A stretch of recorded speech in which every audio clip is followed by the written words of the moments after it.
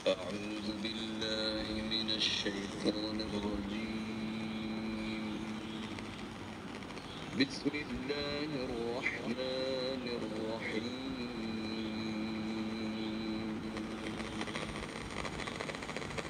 ولقد يسرنا القرآن للذكر فهل من مدكر.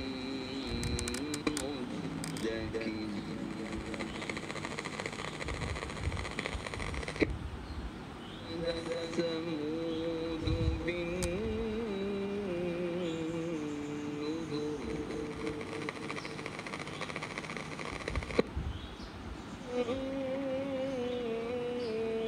أبشرا منا واحدا نتبعه إنا إذا لفي ضلال وسعر.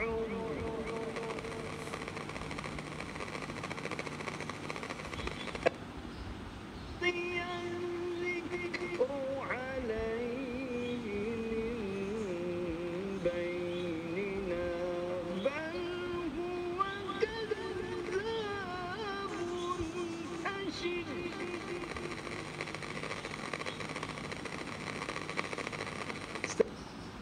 سيعلمون غدا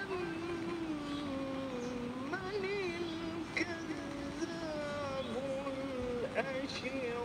إنا مرسلو الناقة فتنة لهم فارتقبهم واصطبر ونبئهم أن الماء قسمة بينهم كل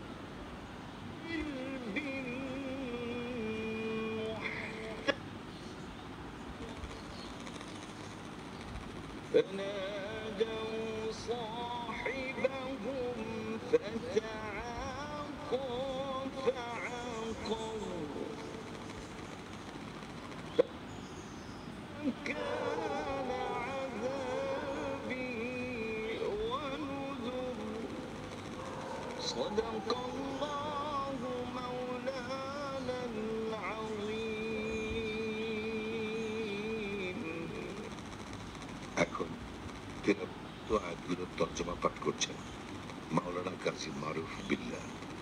বিসমিল্লাহির রহমানির রহিম।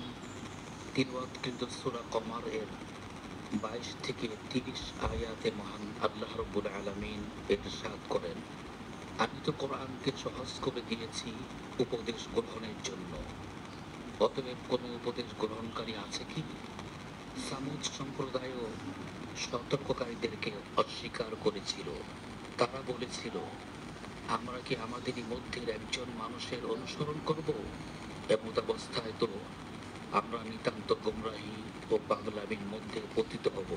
তবে কি আমাদের মধ্য থেকে কেবল তারই উপর ওহী নাযিল করা হয়েছে? বরং সে তো একজন মিথ্যাবাদী, দাম্ভিক। আগামীকালই তারা জানতে পারবে কে মিথ্যাবাদী, দাম্ভিক। আমি তাদের পরীক্ষার জন্য একটি গোষ্ঠী পাঠাবো। অতএব আপনি তাদের প্রতি লক্ষ্য রাখুন এবং ধৈর্য ধারণ করুন এবং তাদেরকে জানিয়ে দিন যে তাদের মধ্যে পানির পালা ভাগ করে দেওয়া হয়েছে। প্রত্যেকে পানির নির্ধারিত পালাক্রমে উপস্থিত হবে। অতঃপর তারা তাদের এক বন্ধুকে ডাকলো, সে উটনীটিকে আঘাত করে মেরে ফেলল। অতএব কেমন কঠোর ছিল আমার আযাব এবং আমার ভয় প্রদর্শন। বারাকাল্লাহু লানা ওয়া লাকুম ফিল কুরআনিল আযীম। আসসালামু আলাইকুম ওয়া রাহমাতুল্লাহি ওয়া বারাকাতুহু। পদ ও পাথেয়। আজকের বিষয় ইসলামের নারীর মর্যাদা। বলছেন মাওলানা মোহাম্মদ আরিফুল ইসলাম। আলহামদুলিল্লাহি রাব্বিল আলামিন ওয়াসসালাতু ওয়াসসালামু আলা রাসূলিল কারীম ওয়া আলা আলিহি ওয়া আসহাবিহি আজমাইন। ইসলাম মর্যাদার দিক দিয়ে নারীকে পুরুষ ভিন্ন করে দেখেনি, বরং ইসলামের আগমনেই নির্যাতিত, নিপীড়িত, অবহেলিত নারী সমাজ পেয়েছে মুক্তির সন্ধান। ইসলাম নারীর যথাযথ অধিকার এবং মর্যাদা প্রদান করে নারী জাতিকে সম্মানের সুউচ্চ আসনে অধিষ্ঠিত করেছে।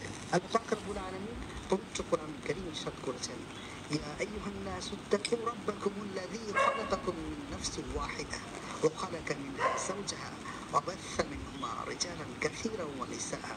হে মানুষ সকল, তোমরা সেই প্রতিপালককে ভয় করো যিনি তোমাদেরকে একই আত্মা থেকে সৃষ্টি করেছেন এবং ওই আত্মা থেকে তার জোড়াকে সৃষ্টি করেছেন এবং এত দুবয় থেকে বহু নর নারী বিস্তার করেছেন।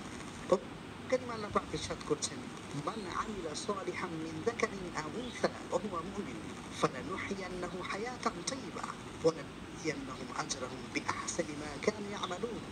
যে মুমিন অবস্থায় নেক আমল করবে, পুরুষ হোক বা নারী, আমি তাকে পবিত্র জীবন দান করব এবং তারা যা করত তার তুলনায় অবশ্যই আমি তাদেরকে উত্তম প্রতিদান দিব।